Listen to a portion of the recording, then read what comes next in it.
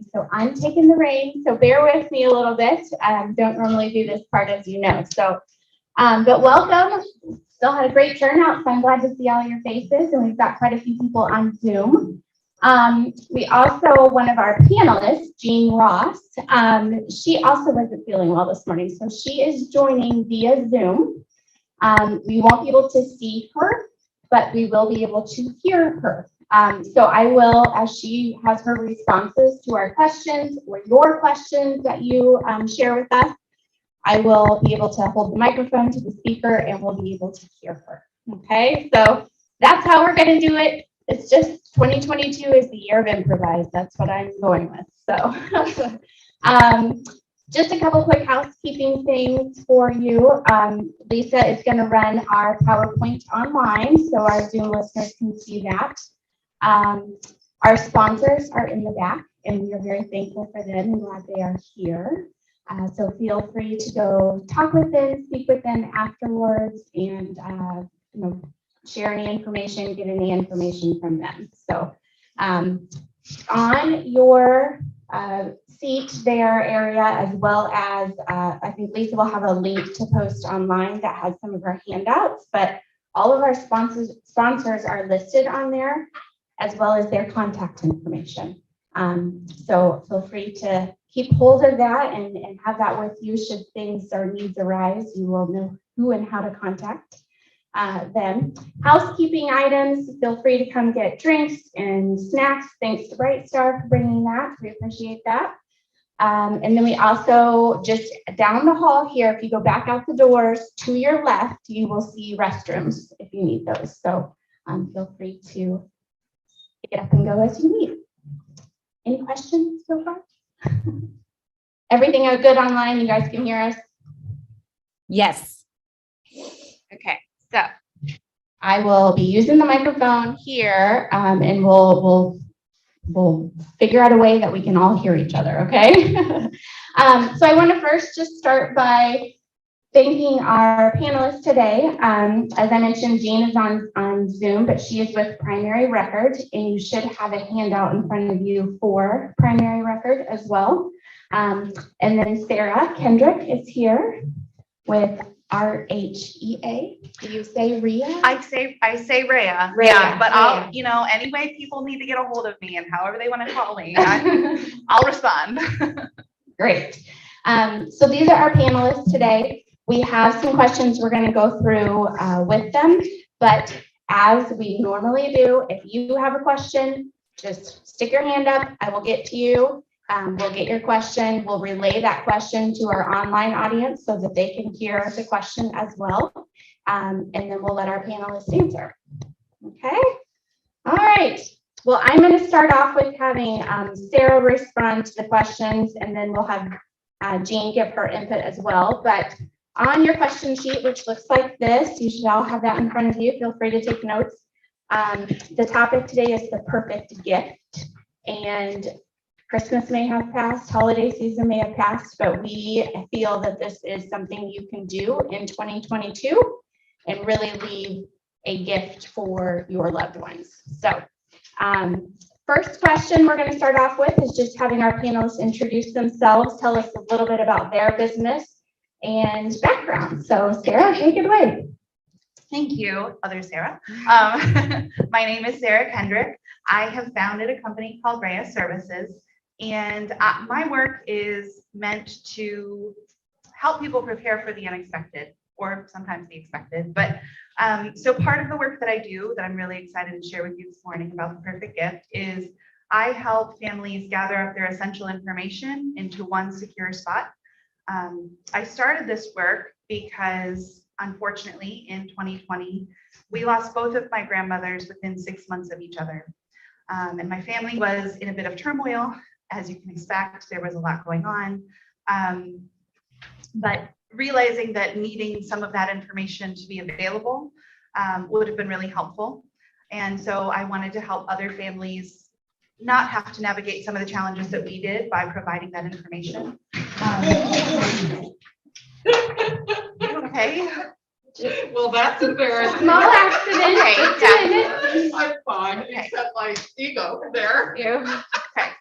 Sorry. That's- No, that's You're okay. My fine. goodness. One of those Okay. unexpected. The chair's Exactly, roll. yes. Unexpected 2022. That's right. Sorry. No, my goodness. We're just so glad you're okay. Okay. Oh, my goodness. Yeah, so, sorry, I got a little, the other part of the work that I do is I do help families finalize the estate after someone has passed. Again, losing both of my grandmothers, I was able to do some of that work for my family, some of the work that an executor would do, canceling services and that sort of thing. And so that's really the main part of my origin story is that, I saw my own family go through this and I wanted to help other families not have to do the same thing. So. Perfect. Okay. Now, Jean, I'm going to hold the microphone to the speaker and we are going to let you share. All right. Can everyone hear me? Awesome. Okay. And I hope that person is okay. That was kind of crazy to hear the background. And thank you so much for being flexible and allowing me to do this. I just did not want to risk sharing this sore throat that's happening in our house right now. But my name is Jean Ross. I'm a nurse by training. I was actually a second career nurse that ended up going to work in our wonderful level 1 trauma center for about 6 years. And like so many nurses, especially today, that work in critical care is emotionally exhausting. So I found myself seeking a change and I left in 2015 and had started a care coordination company. I called it KB after my aunt. And it's where I would just help, and I offered to help older adults navigate doctor appointments, rehab, ER visits, medications, whatever it was around their health, because I know it can get overwhelming as you got old, as you get older. I had a blast doing it, but what I noticed over and over, it was how little doctors and nurses they weren't getting the full picture of what was happening for the people I was with at those appointments. And yet they were praising me because what I would do is bring and help that older adult kind of tell the whole story of what's happening at home, what's changing, and things that were going on. And I ended up having, like many families and many people that interact with healthcare, I started keeping a notebook and then a Google Drive and trying to keep the story straight and the list of medications. And I was fortunate at the time to live next to a gentleman who is in the world of product management and software. And I showed him all the things that someone has to keep track of when they start seeing more doctors and they take more prescriptions, and how this information is always out there around the individual. And I was able to find it as a nurse and help older adults. But I just kept trying to figure out, like, how could I help families do this?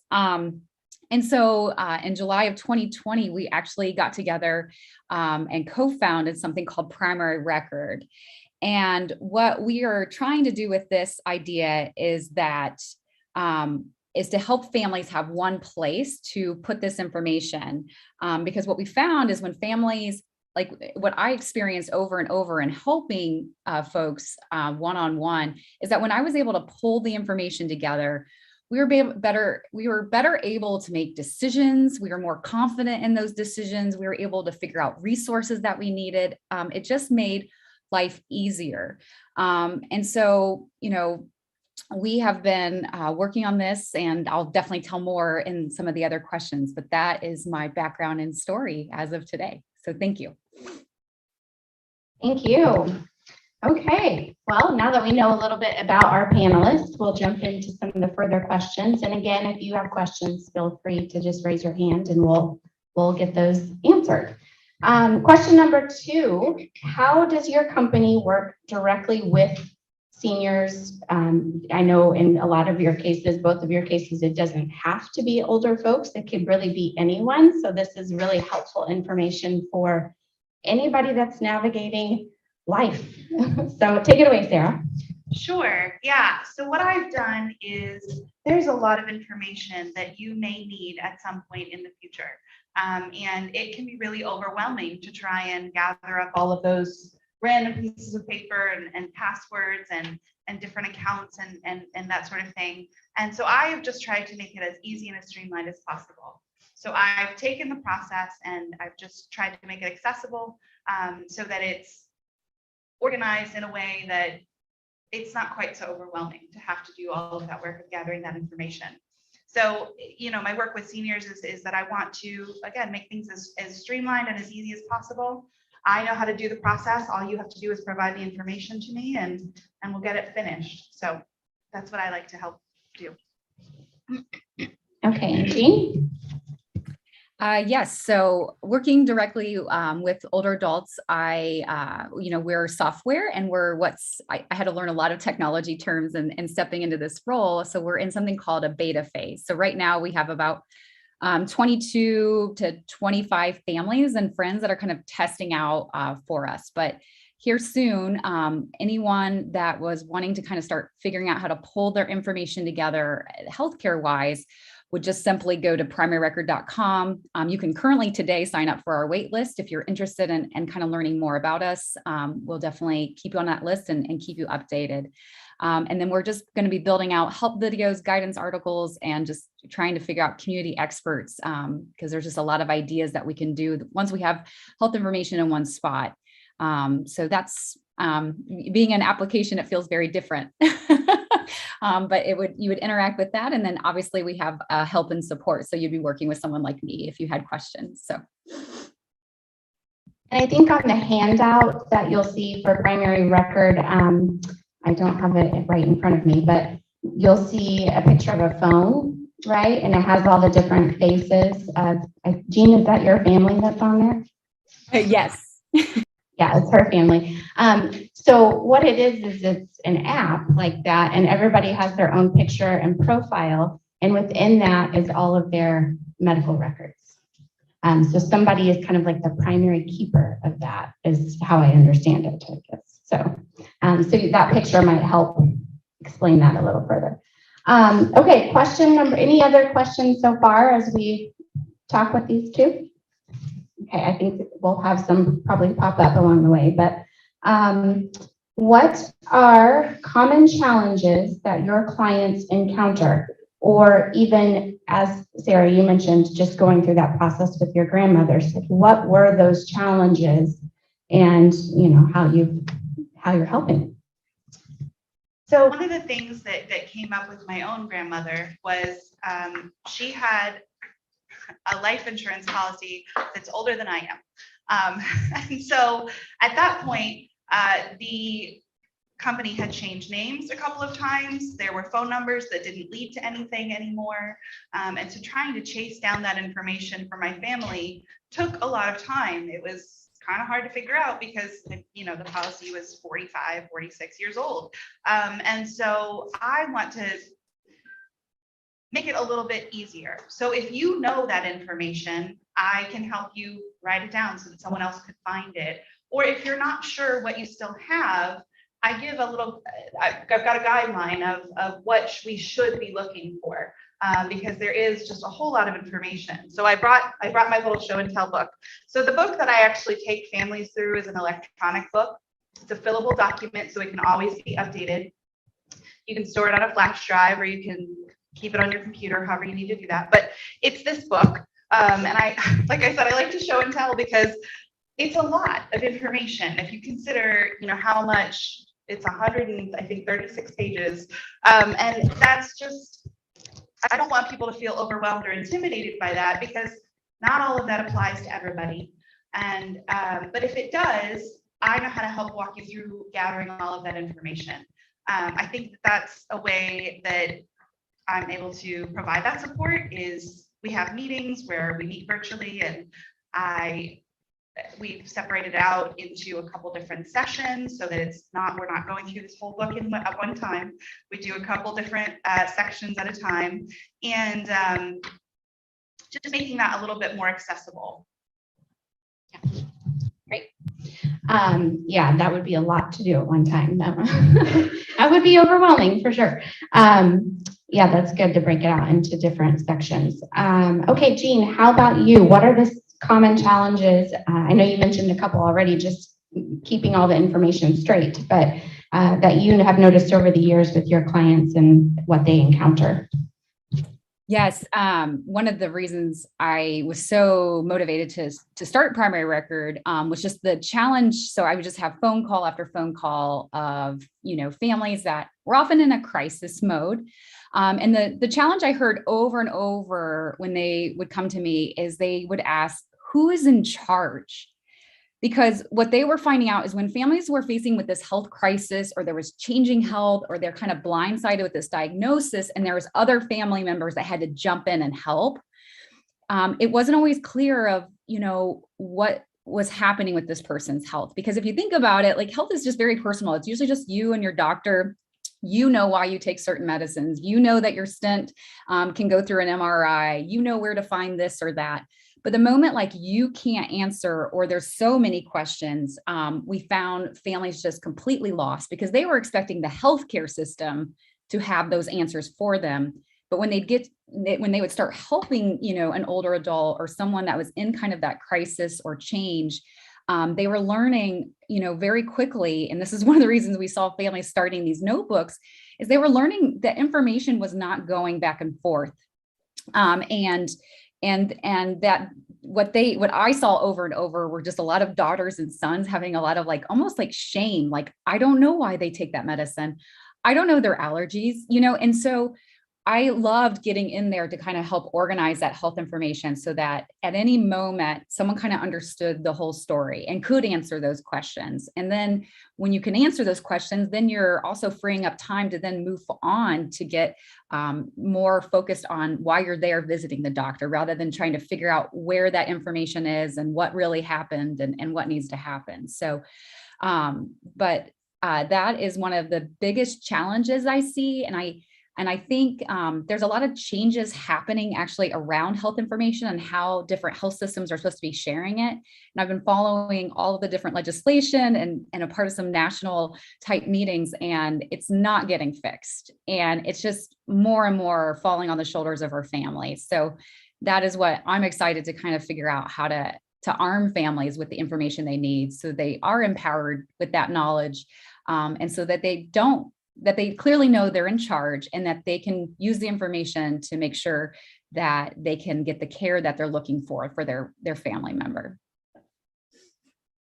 I could jump back in too. And I think I can, I won't speak on behalf of Jean, but I am one of her beta testers. And so I have seen Primary Record and I've seen what it can do. And now I'm really excited for everybody else to get to do that too. But I think something that applies for both of our things is, in an emergency, you don't want to have to go searching for information. So if there's something urgent that comes up, a doctor's appointment, or if somebody's unavailable to pay their bills for whatever reason, you don't want to have to go chase down all of that information. If you can go to one place and it's all there, it's secure, you have the information you need, it's such a peace of mind that you have, where you've already done the work before it became an emergency. And I think that would be true for her information as well. And, for what I do, if, in families, if there's one person who pays the bills, and the other person doesn't really know those accounts or where to find them or how to do that, what happens if that person who pays the bills isn't available? So I help people think through what that looks like, so that even if they don't want to learn right now today, let's write it down. And so that way they know where to go look for that information when they do need it. And just not having to worry about that sort of thing in an emergency is just so helpful.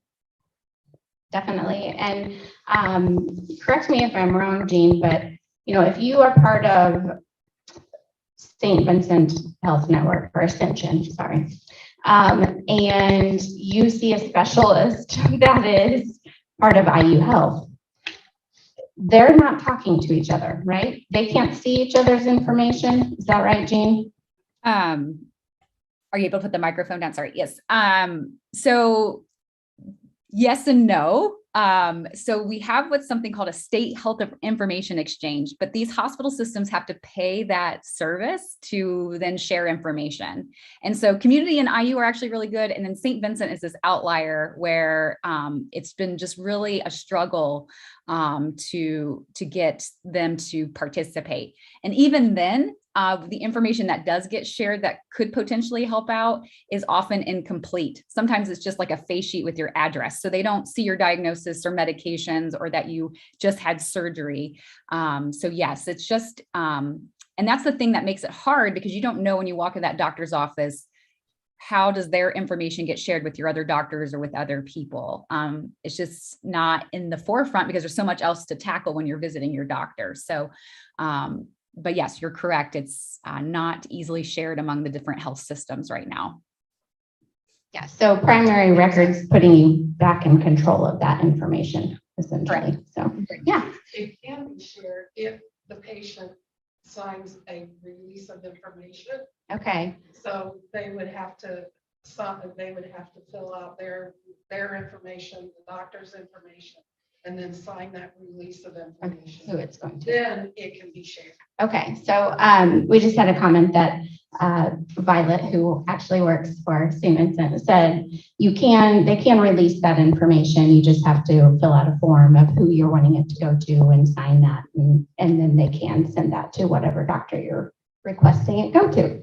Absolutely. But there is a delay because that means they're going to have to fax. So that's a phone call on the family member. That's a fax to a doctor's office. That's someone looking for a record. So if you need information immediately, that's where there's a big gap in. Just because I signed a paper that released information that St. Vincent can share with other doctors doesn't make it accessible immediately in that ER room where you're taking your loved one. So I just want to make that distinction. Yeah, and if you work in healthcare or have worked in healthcare, you know that they are still behind the times as far as all other business systems and still use the fax machine, whereas most places do not do that anymore. So, okay, let's see. Question 4, and you've already given some of these examples, but please give some examples of how your services help the entire family/care team. So, with my background being in home health care, I know that sometimes could be a caregiver that's going to a doctor's appointment, or a niece, and not necessarily a daughter that's going to know more details. So how is this information helpful for anybody that's helping? Well, anybody who you would share the information with of where to find your book would have access to that information. So if whoever's primary responsibility it is to take care of, if you've got pets, or if any of you have, again, I always go back to bills because everybody has those. It's if you tell them where to find that information, they'll be able to get to it. So it's something that can benefit anybody, not just the person who's primarily responsible for managing those tasks. It would be, if they're not available, who's going to step up and what would somebody else need to know? And so we provide all of that, something else that someone else would need to know, just in one spot. So it's something that can be used by anybody that you would choose to allow access to that. Jean? Yes. So focusing on family. So the thing I noticed, like, there are amazing caregivers and they have those notebooks, right? But it is their own system. So what I saw when these poor usually daughters, is they're the ones managing the information, and then they've got to update everybody else. Where in primary record, you can easily just bring in a sister to see the information with you as it's happening, right? And so there's this like reduction of time having to always relay information to places. And the other piece too is it just makes it like, I trust my family. I know who my family is, and I can easily invite them in. In the world of patient portals, which are wonderful and they serve a great purpose, but they do not make it easy to share your information with those that you want to. And the case in point is my dad. My parents are 64. They had a little health scare. So naturally, he wanted me to come see his information. And we tried, and there is a way, but it just wasn't. Like, in the end, he gave up and he just gave me his username and password, which I don't like doing, but that was the easiest way to get access to his information, and I'm his own daughter. Where in primary record, if he was maintaining that stuff, it would just be a quick ad because he trusts me and I trust him. And then lastly, the thing that in primary record is, we have a huge responsibility. This is our next big endeavor is okay, if we have families that are putting and storing and organizing their health information, how do we help them share?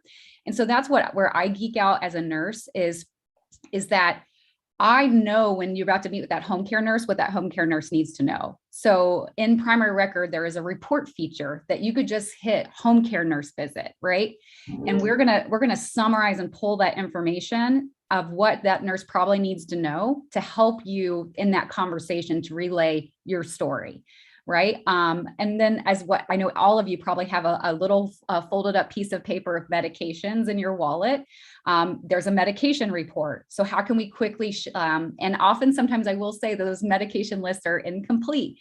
And so this is a quick way to keep it always updated and also tracking changes and things that are happening that doctors often need to know to better understand. So with primary record, our goal is to kind of like guide and help families manage this overwhelming piece that is health information, because so much is getting thrown out of them in these situations. So that's we're very lucky to have Jim, and then also I have my husband who's an ER physician. So getting all three of our mindsets of tech, nurse, family caregiver, and doctor has been so benefit because we can see all the different angles to make sure we build a system that's going to help any family in any situation. Yeah, that's great. Any questions here in the room so far? Anything you want them to elaborate on? Nope. How about online? You can always use the chat box for those that are on Zoom. If you have any questions, Elisa's monitoring that for us. So feel free to type And that I in don't there. see anything quite yet. I did post both of the ladies' websites in the chat box for everyone. Perfect. Okay, let's see. Question 5. What can clients expect should they decide to utilize your services? I'll let you start, Sarah. Sure. So you can expect that, well, I'm going to be there because I am a one-woman show. So you will be meeting with me. All of my meetings happen virtually. So we schedule a time for us to meet together. Typically those sessions, there are 3 of them, unless somebody needs extra time. But those are between an hour and 15 minutes long, unless somebody just has a lot of information, and then we can kind of talk about what that looks like. But through the course of those 3 sessions, we cover all of the information in this book. And I've given you in the handouts that I had passed out, just a brief, it does not contain all of the information that's in the book because it's a really long document, but all of the categories that we cover. So it's everything from pets, dependents, insurance information, it's finances, it's, we cover all of that information, but not all at once. We separate it out into those separate sessions. We have a scheduled time where we meet. You bring the information to me, I type it into your book, and then when you're finished with the process, I provide that book for you on a flash drive. Now, I know that not everybody loves technology, and so that information could be printed if you wanted it to be. So that is an option, but typically for ease of updating and finding the information, I work with it for electronically. And so once that's finished, I provide that book for you. I'm able to work, since I do work virtually here in Indy, I could bring the book to you if you wanted to, or I can ship it. And I've done that work for people in other states as well. So I can ship those books. I send them by UPS with direct number, just because I want to make sure it's important information. So I want to make sure that it's as secure as possible. So it's a pretty straightforward process. I provide a checklist for each session about what information we'll talk about. And you just have to bring that information to me and I'll get it sorted. This was just a thought. Do you ever do like a yearly follow-up session with people just in case? I'm glad you asked. Of taking it themselves? Yes, no, so I do encourage people, the information is only as good as the last time you updated it. So it's only as good as it is current.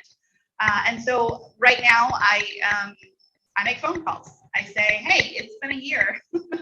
I actually just got to make a few last week and said, believe it or not, it's been a year since we did this. So if you haven't updated your book, now is a good time to do that. What's changed? Has anything big happened? Have you moved, changed providers, anything like that? And so that way, because it is hard to keep track of. So yeah, I do that. I follow up with people just because I want to make sure that it's as useful as possible. I know this is just kind of a side note, but I know for those that would maybe be more interested in having it actually printed out and put in a binder, that's great, but you actually need to make sure that the people you want to know to see that information know where that binder is and how to access it.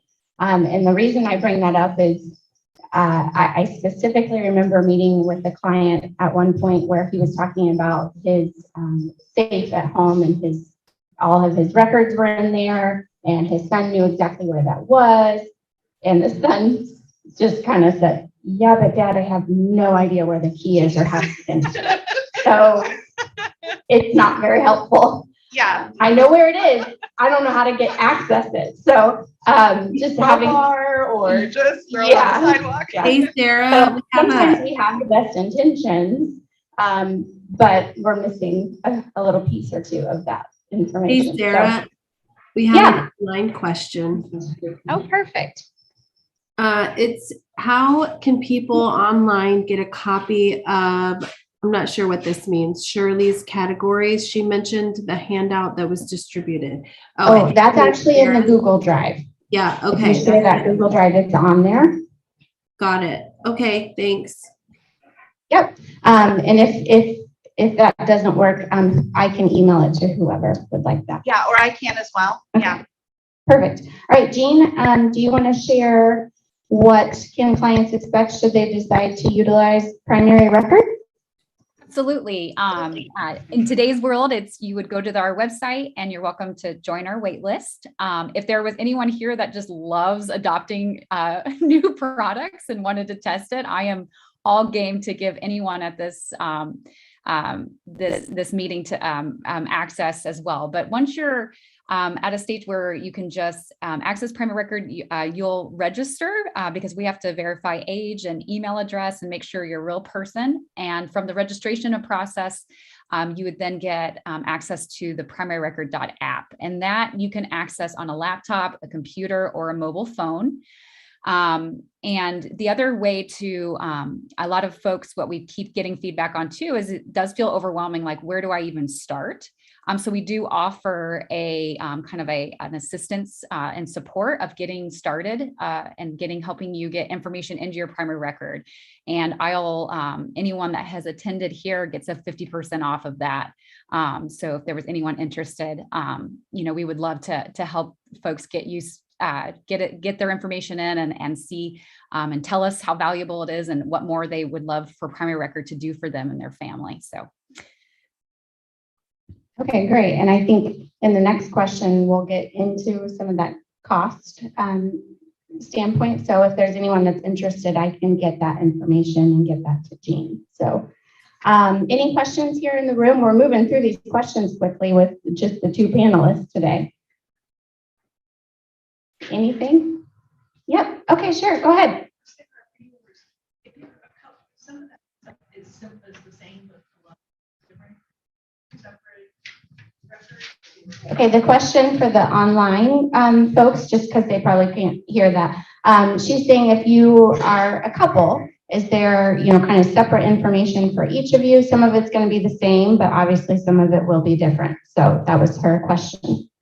Yeah, and that's a great question. Thank you for asking, because I didn't think to mention that. So I would encourage you, if you are comfortable, I encourage couples to go through the process together. So you both meet together on our Zoom call or on our video call, and you provide your information to me and it goes into one book. So that way you have access to his information, he has access to yours, or whoever. And the other important thing that we kind of go through as we're doing this process is I talk about a lot of things that aren't the most fun, but are really important to know if you find yourself in that situation. So I was working with a husband and wife, and we were going through their book, and one of the questions that's in there is, if I'm unable to communicate, this is what I would like my caregivers to know. And so I provide a little background information as we're going through things, because like, what does that even mean, right? But what that means is, if you were in a situation where nobody could speak for you, you couldn't speak for yourself, what should somebody else know about your environment? Now, a lot of people may never find themselves in that situation, and great, I hope that you don't. But if you do, it would be good to know. So this husband and wife, they were going through the information, and they thought about it for a minute, and the husband said, I think I'd really like the TV to be left on. I enjoy that background noise. As soon as he had finished saying that, his wife said, please don't leave the TV on in my room. I would hate that. And so it's just, they didn't know that about each other. Why would they have ever talked about that? That's not something they were going to be on the same page about. But if they found themselves in that situation, I mean, he might have left the TV on for her, thinking he was doing something kind because that's what he would enjoy, when in reality, that would drive her a little bit nuts. So it's just, we kind of cover some of those things. So I really do encourage people, if at all possible, if you're comfortable with it, to do that work together so that we can get everybody on the same page, because there are some things that you might have a preference about, or that when we don't talk about these things, who's to say, right? If you've never even, most people haven't even considered what that would look like. And they only have considered it because I've asked them the question. And so I love sharing that example. And I've told them that I share that example with almost everybody, because I think it's so telling for just, we might have preferences that we didn't even think about until we think about them. So. Yeah, absolutely. Jean, do you have anything to share on that? Yes. So in our app, yes, you would have two different profiles, but we do know, because I know I have 3 sons that all see the same primary care doctor. So there are little shortcuts within our app, like you can duplicate a doctor into another profile to save, having to enter information.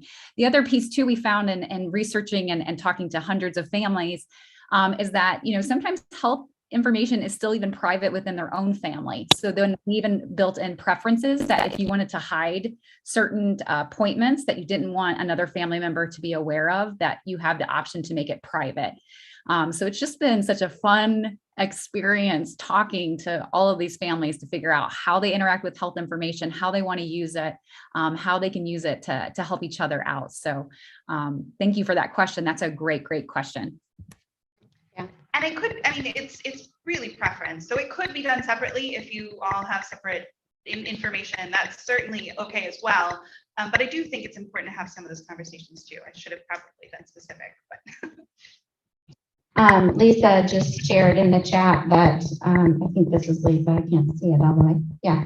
That she actually has had her first session with Sarah.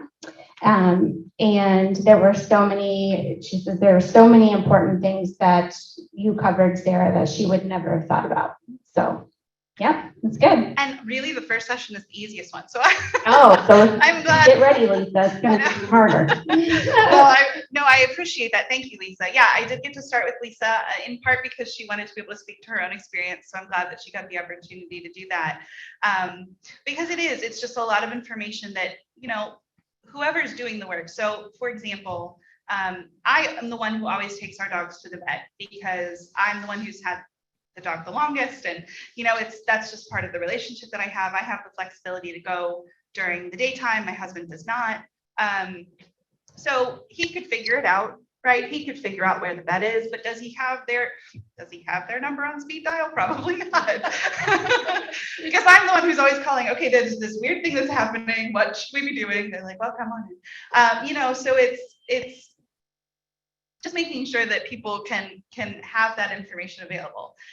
Or, for a lot of people, one person is the one who feeds the dogs, or, so I asked specifically what kind of food, how often, do they have any medications? And I'm using dogs because I don't know if any of you actually have dogs, but I do, and I really like them.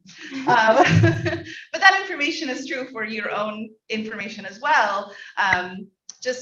we don't all have the same information floating around in our heads. We have to share it so that somebody else could step in if we needed them to. Yes, very important. Hey, Sarah. Okay, yeah. I saw that we just had someone enter from a phone, so I just wanted to remind them it's *6 on their phone if they had a question. Yes, thank you for that. *6 on the phone. Okay, any other questions before we go on to what's our last question? So be thinking of some because we can ask those. Okay. The last question is just how do we initiate your services and what is estimated cost if you're able to provide that? And we'll go from there. Well, I'm here, so if you would like to talk to me, feel free. I'd be happy to talk to you. I'd be happy to look at a schedule and get an initial consultation on the phone if you'd like, or if you're ready to get started with the process, I can do that too. So just feel free to ask me about that. I've tried to make this a really accessible price point because I think that it's really important information for everybody to be able to have. So the cost for the whole process, it's one cost, but it can be broken up into those sessions if that's easier for your budgeting or however that needs to work. But it's $400 for the 3 sessions, the book, the flash drive. If I need to ship it somewhere, it's the same price for anybody. And so again, I could break that up and it could be paid in 3 installments if that's necessary, but it's pretty straightforward. Okay, and James? Oh, there's a question. Does that include like updating it once a year? Or is that an She- additional charge? So actually, and I'm glad that you asked that because I'm going to expand on that just a little bit because I don't think I did. The question real quick. Oh, though, I'm so sorry. they can hear. Online, for the online audience, the question here in person was, does that include like the yearly update and phone call to make sure you're staying on top of your information? Yes, I call because I think it's important and I want to remind people to do that. And at this point, I still have the freedom and the flexibility to make that call. So I am willing to go ahead and make that phone call once a year. But something I didn't mention, I don't keep these books in my records long term because that is a lot of a security situation. So if I can expand upon your question there. So yeah, the cost would include that call. I'm happy to make that call. It's no problem. But I only keep these books on file for 60 days past the time that we finished it. And then I delete them. And I notify you before I delete them to make sure that everything works as it should. You're able to access it. So if somebody did want to kind of do a refresher and go through that information a little bit more the following year, we could set that up. It's a little bit convoluted because I'd have to get the book back and then get it back to you, but we can work that out. But just so you know, I'm not keeping these books long term. This is your information. It needs to be secure. So you are the one who has the access to it, and then whoever you give permission to. I do not keep those long term. There's another question. Oh, we have one more question here. Would this constitute, is this a legal document? Is one question. And 2, would this supersede a will? Okay, so question is this considered a legal document and could it supersede a will? That is a great question. And no, it is not a legal document. It does not supersede a will, but it can be used in conjunction with your will. So your will, and there's a lawyer in the back, so Miranda, please, if I stumble over anything, you just let me know. But so your will is going to be your legal document that basically says, all right, let me take it back one more step.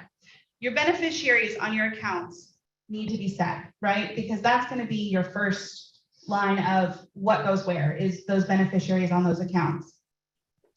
Then your will covers anything that's not already sorted. So if it's not a joint account, if it doesn't have a beneficiary, then your will says, okay, these random bits of things go these places. Does that make sense? Okay. And so what this does, because it is not a legal document, it says, here are all these random bits. This is what we need to work with. So it will list your bank accounts and those, where to find those. It'll list those beneficiaries because there is a section on what your beneficiaries can expect. It's more like arrows pointing to where all those other things are, if that makes sense. Yeah. So does not replace the will, that is not a legal document, but just helps people know where to go look for all those official things. I would imagine, Miranda, you can speak to this, but if somebody walked in and handed their attorney this information, they're probably gonna love you. Yeah.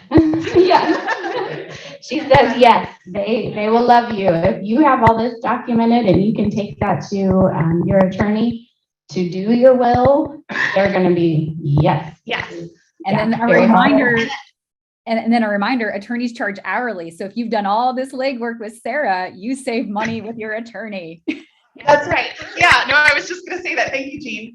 Because Miranda and I have actually talked about that, because she does have to help people go through some of the work of chasing down those accounts and finding those different pieces, especially when it comes to, I'm going to say Medicaid. Yes, the Medicaid determinations on your long-term care and all of that sort of thing. So it's, frankly, I'm far cheaper than a lawyer. But yes, they can use this information to help with all of that other things. If you don't have a will yet already, they can use some of this information that you've already gathered to know, okay, here's what we already have sorted. These are the other pieces that I need. It can just make that process go a little bit more streamlined, a little bit smoother, and take a little bit less time. 100%, all of that. Yeah. Oh, yes. All right. Thanks. Yeah, go ahead. We have another question. Yeah, so the documents you send on the flash drive, is that something that we could update? Or like what kind of documents? Absolutely. Great question. She's asking if the document that comes on the flash drive is that editable, like can she update that on her own? Yes, it can be. So it is a fillable PDF. So there are certain parts of it that are static. You know, the questions that I ask, those can't be changed. All of your information though, it's just as simple as a delete, fill in the new information, save. It is always editable at any point in time. I mean, as far as I know, well, I mean, it won't last forever, but neither will I. So the PDF will last as long as it's able to, and you can update that at any time. Yes, certainly. It's yours to do with. And in fact, some people, so let me just address this because nobody's asked it yet, but it should come up. So some people don't feel comfortable sharing certain information with me. That's fine. I don't have a problem with that. This is not me trying to get your information. It's me trying to help you do this work for yourself and your family. And so I always encourage people, don't share anything you don't want to. You can fill it in on your own when we finish the process. I'm just here to streamline the parts that you do want to share with me. So if there's anything that you don't want to share, I actually keep a record, a list of what we haven't covered. So that way, when you do get your book, you're not starting from ground zero of, okay, I have to look through all 136 pages to try and figure out what needs to be filled in. It's, okay, we didn't cover this in this section. We didn't cover this in this section. But yes, it's editable at any point in time. Yep. Oh, and it is password protected, but I do obviously give you that password, and you have the ability to, the flash drives that I use, there's also a vault that you can put it, it's an encrypted vault, so you could put it further in with your own password if you'd like it to be extra protected, which is, again, fine by me, but I won't have that information. But if somebody were to come back and say, hey, my mom had this book, I can't find the password, I keep those on record so that I could help someone get access to that, provided they had the appropriate documentation saying that they were able to get to that information. But yes, always editable at any point in time by you as soon as you have your book. Great. I will let Jean answer that last question, and then we can take some more questions from the audience, either online or here in person.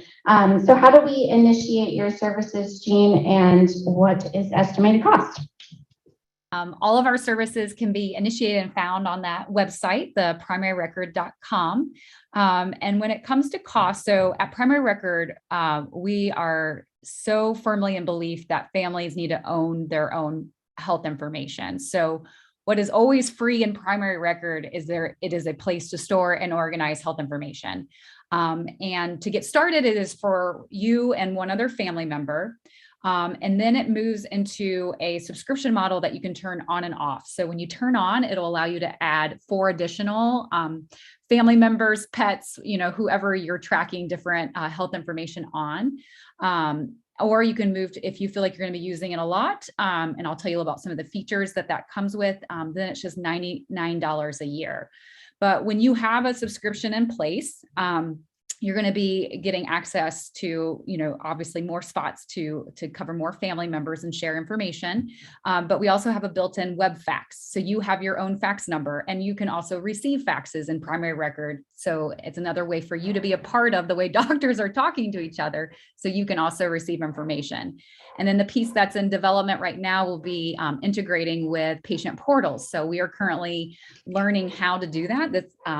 There was a change in a law as of April 1st, 2021, regarding information blocking. So now the federal government and a lot of folks in the HIPAA world and what's called the Office of National Coordinator believe families and patients need to access their information, and so have placed a mandate on any kind of place of healthcare that they are required to give the health data of someone into whatever consumer application that they're choosing.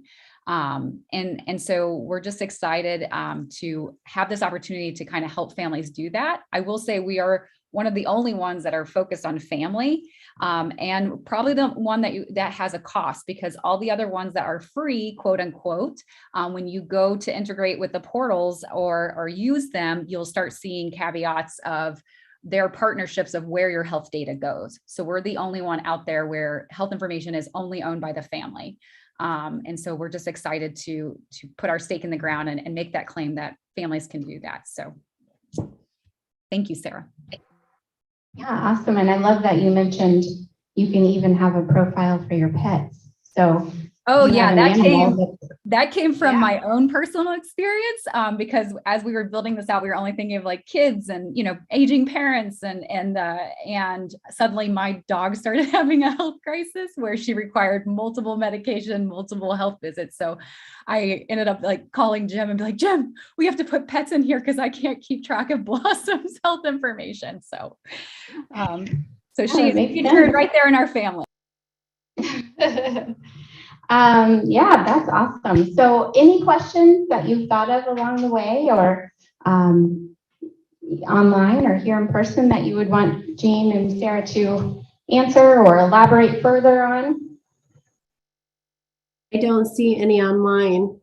Security and accessibility for storage. My understanding is that you provide a notebook, thumb drive. Go beyond that and say, well, this is yours, it's up to you.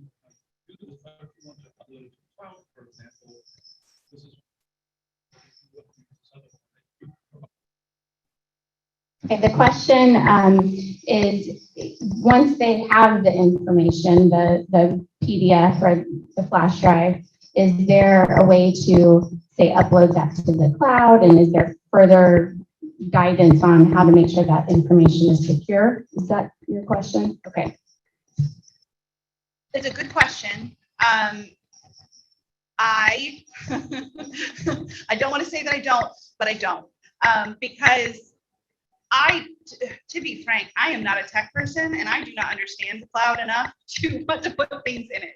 I keep all of my stuff separate. I've got all of my passwords either in my head or on like a little document, and I've got a system for it. I'm sure that it's fine. I'm sure there are people who could help you. Maybe you've got a grandkid who really knows a lot. I don't know. But truthfully, I think that there's, I let people decide what it looks like for them to have something both secure and accessible. And so whatever that looks like for you, I let you decide that. I provide the flash drive. You can print the book if you want to, or we can kind of figure out a way to do that. But I want to make sure that it's as secure as possible. So I only do this part of it. I put it on the flash drive that I know is password protected. I know that your book, is password protected. And then what you do with it, completely up to you, because it's your information. But it is really important to make sure that it's secure. So whatever you do decide to do with that, just make sure that it's because it's got a lot of sensitive information in it. You know, we've got bank account numbers and passwords, and like it's so yeah, you have to decide what that looks like for you as far as comfort level. But I don't actually walk people through doing that because I don't understand it well enough myself, and it's not something that I do. So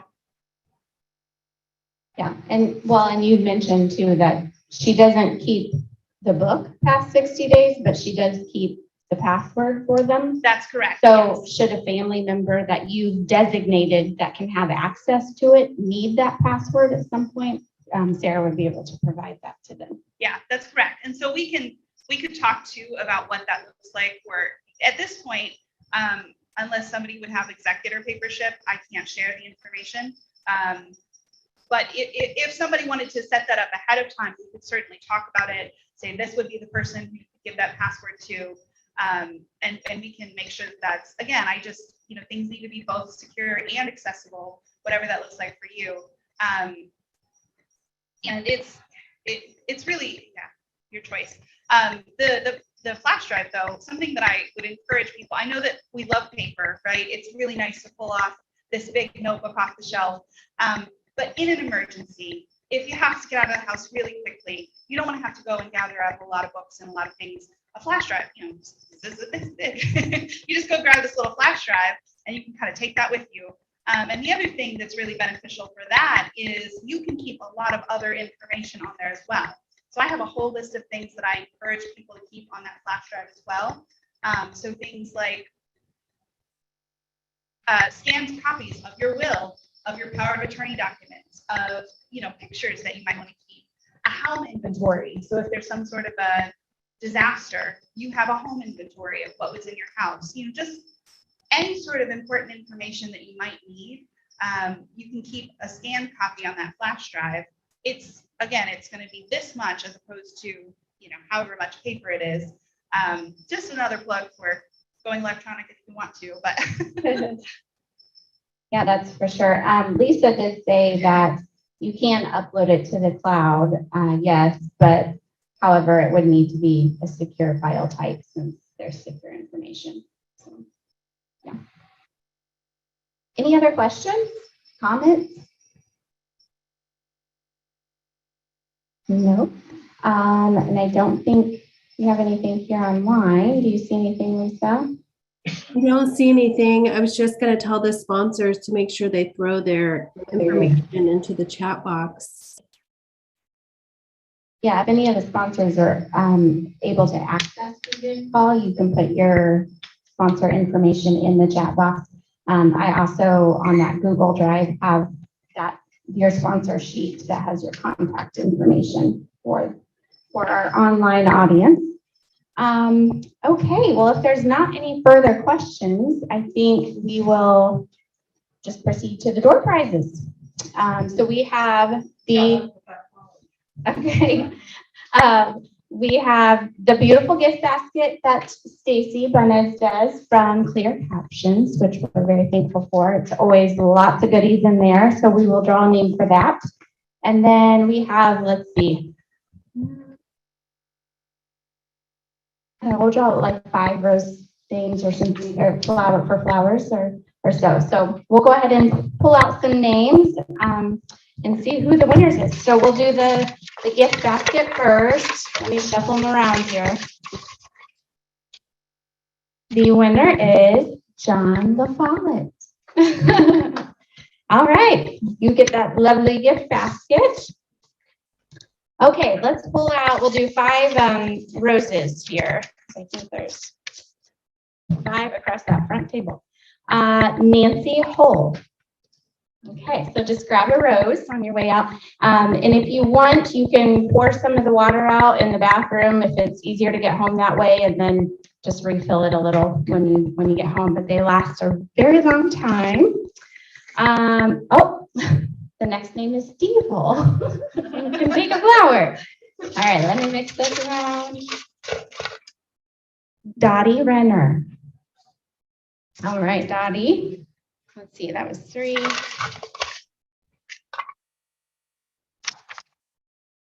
have Karen Gardner. Last one. Kathy Prusak. Is it Prusak? Yeah. All right, good deal. All right, so we've got flowers. Just grab one from the table. Feel free to grab maybe some more treats on your way out. Take those with you because we've got plenty over there. And then mingle with the sponsors, mingle with each other. Obviously, keep distance if you can, but we're trying to be safe. And I think that's it. So next month is February 10th. That will be our next Indy Senior Living Series. I think it will be a very popular one, so be ready for that. It's the Antique-ish Roadshow. So we'll email you some information, but we are going to have some experts here on antiques, and we're going to let them share their knowledge with you. Should you have an item that you want to bring and have them assess, you need to be able to carry that item in. So don't bring a trailer with a car on the back or something. Something you can carry in, and just one item per person, because we want to make sure everybody gets to have that access to someone. So that will be very fun to see what people have, what they bring, and learn what it could be worth. So we hope to see you for that. Did you have something you wanted to share? No? Okay. All right. Good deal. Thanks for being here, everybody. Thank you, Sarah. Yeah, thank you. All right. Thanks, Sarah.